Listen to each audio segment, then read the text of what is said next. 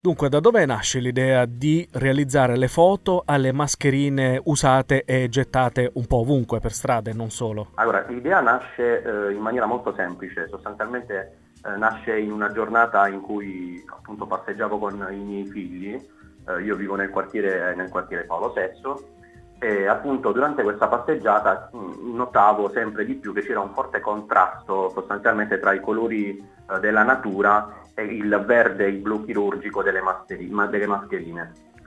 Pertanto, armato di macchina fotografica, ho iniziato a fotografare appunto tutte le mascherine che riuscivo a trovare in questo breve tragitto che facevo appunto con i miei figli in bici. E con immenso dispiacere, in soli 500 metri di passeggiata, sono riuscito a fotografare circa 70 mascherine. Mm. Così, da questo ho deciso di montare un video e pubblicare sui social 10 fotografie al giorno di mascherine diventate appunto rifiuti. E sono andato avanti per un bel po' di giorni, insomma. E quindi da quel primo giorno di scatti sono poi continuati i tuoi sopralluoghi e hai trovato altre Assolutamente sì, mascherine? assolutamente sì, sto continuando ancora a Ah, fotografare ecco. purtroppo mascherine. Ovviamente adesso con quelle che comunque sono le restrizioni devo anche un po' limitarmi, Ah, no, certo. negli spostamenti, però purtroppo sono sicuro che se dovessi continuare questo mio piccolo progetto, uscendo anche al di fuori da quelli che sono i confini del mio quartiere, perché immagino che il problema non sia solo qui, Sì. sto quasi per certo che troverò lo stesso problema, ecco. Ovviamente, come abbiamo detto in apertura, noi siamo convinti e più volte durante le nostre trasmissioni ribadiamo l'importanza di indossare la mascherina. Quello che non dobbiamo fare ovviamente è gettarla dove capita.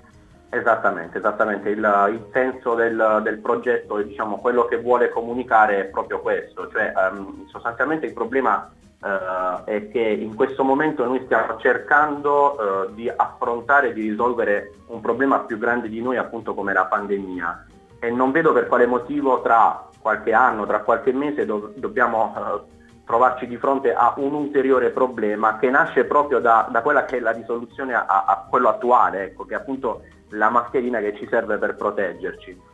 Quindi diventa un po' un paradosso, no? Creare un problema mentre si sta cercando di risolverne un altro. Certo. Senti Emanuele, quante fotografie hai realizzato e qual è magari il posto più impensabile in cui hai trovato una mascherina abbandonata?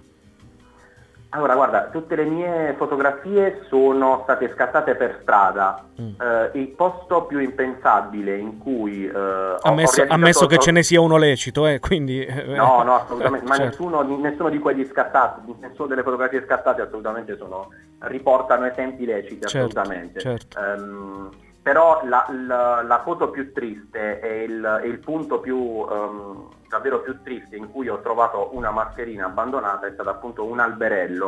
un alberello in fiore, e questa mascherina purtroppo è stata completamente legata ai suoi rami. Ah, ecco, Non posso assolutamente pensare che sia stato il vento a farla arrivare lì. certo. In quella foto c'è la mano dell'uomo.